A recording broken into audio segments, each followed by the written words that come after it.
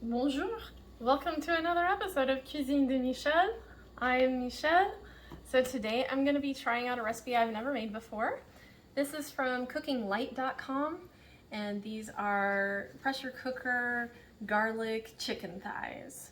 So you can see that I've already prepared. I've got some chicken thighs laid out here. These are bone-in, skin-on. Now the recipe says 8 5-ounce ones. These are 6 because they're actually more than a total of 40 ounces. This is closer to 50 ounces.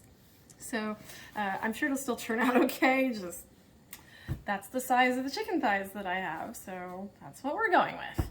Anyway, to get started on this, they want us to pat them dry. So that's why I have them sitting on a paper towel, and I just kind of patted them dry a little bit with my paper towel here. And then while I am going to be doing this next step, I'm going to go over to my pressure cooker and I'm going to be setting it to saute to get it warmed up. It says that we want to warm that up on the saute setting for 3 minutes.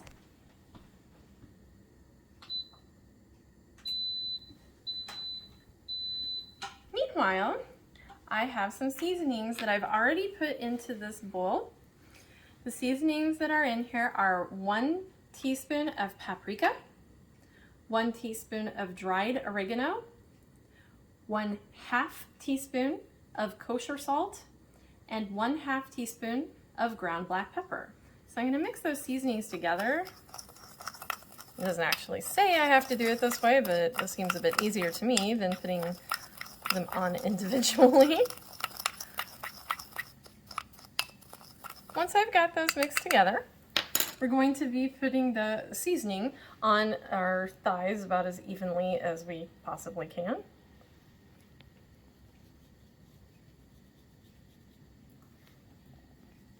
I'm of course going to coat both sides.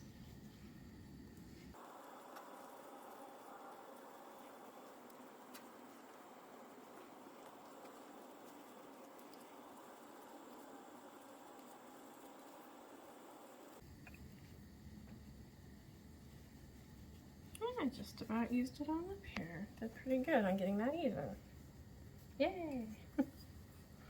Alright, so once we've got those seasoned, then the pressure cooker has almost been heating up for 3 minutes here, so it's looking pretty good. We're going to now switch over to the pressure cooker and I'll join you over there. Okay, so now what we're going to do is we're going to add in, I dribbled a little there, and we're going to add in 1 tablespoon of olive oil into the pot. And then our seasoned chicken thighs, we're going to add in, I'm going to add 3 of them, I think. We'll see. Yeah, 3 should be good.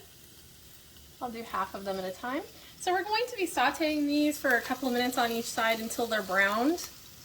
And then you'll switch them out again. You don't want to crowd. Don't try to put all of your chicken thighs in there at once because then they won't get a good brown on them. Do them in a batch.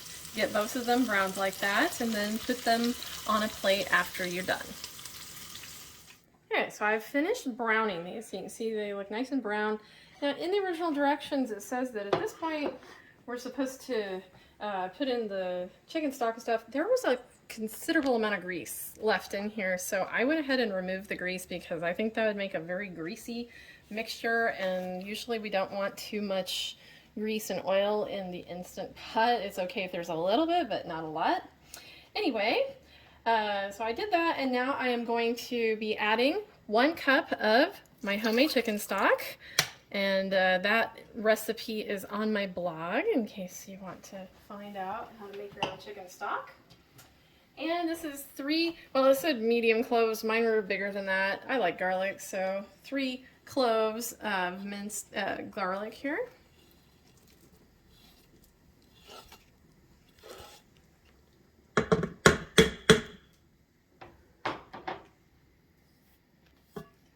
In there. So we've got all those in there, and then what we're going to be doing is putting in this little tray thing to hold the chicken up out of the liquid that we have in here. And we're going to, it says we're going to layer these on there.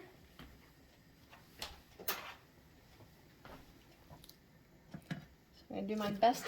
Wow. Okay, that did not work out. Okay, don't put the first one on the side. Let's try that again. All right, we're gonna try this layer maybe like that. The problem is that different pressure cookers have different rack things, and it could be that the one that they used had a better rack system than this. I'm afraid that's going to fall.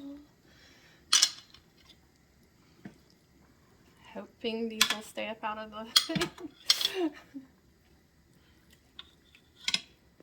Alright, cross your fingers for me, guys. Okay, this one really doesn't want to stay right there. I'm trying to get the bone to maybe hook onto it so it won't fall. And any juices that have accumulated, it did say to pour those in with it, so I'm okay with that.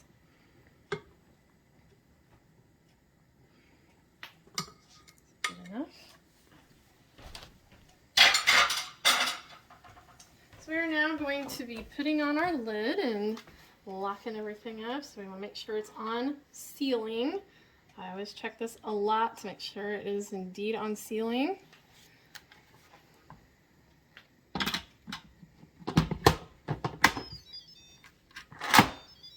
So again, after I put it on, I make sure that it is indeed in the sealing position back there. And then we're going to put it on poultry.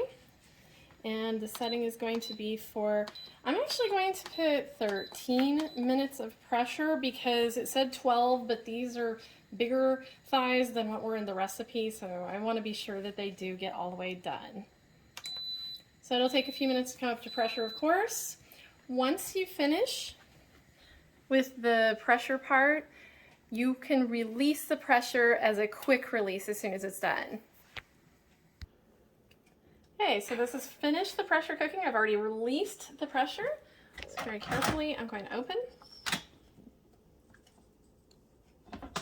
All my magical steam. Hey, they all actually stayed out of the thing. All right. Very nice. Love it. So now what we're going to do is take these out and we're going to transfer them to a plate.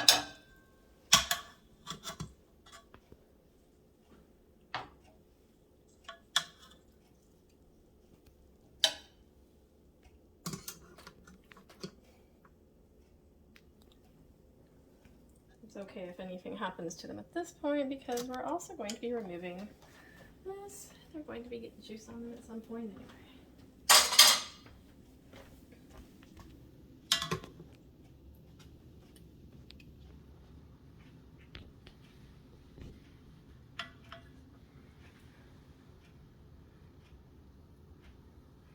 Alright, so after we have these out of the pot, we're going to plug it back in.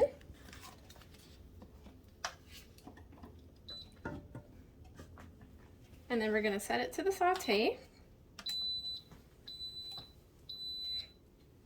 And then to that, we are going to be adding a cornstarch slurry. So this is 1 tablespoon of cornstarch and 1 tablespoon of water mixed together. And we are supposed to whisk that in. And then we are going to bring it to a boil and get it to where it thickens, because basically this is going to be our gravy.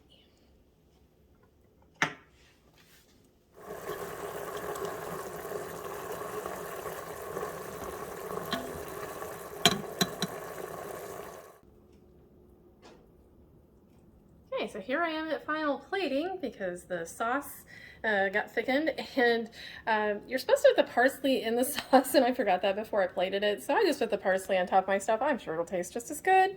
Anyway, there's a tablespoon of chopped fresh parsley that goes in at the end after you have thickened your sauce. Anyway, I think it looks and smells fabulous, so I will let you know, of course, how it is. And thank you for once again joining me for another episode of Cuisine de Michel. Please be sure to like, share, subscribe, and comment. Thank you again for all of you who have recently subscribed. Makes me super happy. And again, please feel free to comment and let me know what you think, and if you have any suggestions on dishes you might want to see me make. We'll see you next time. Au revoir!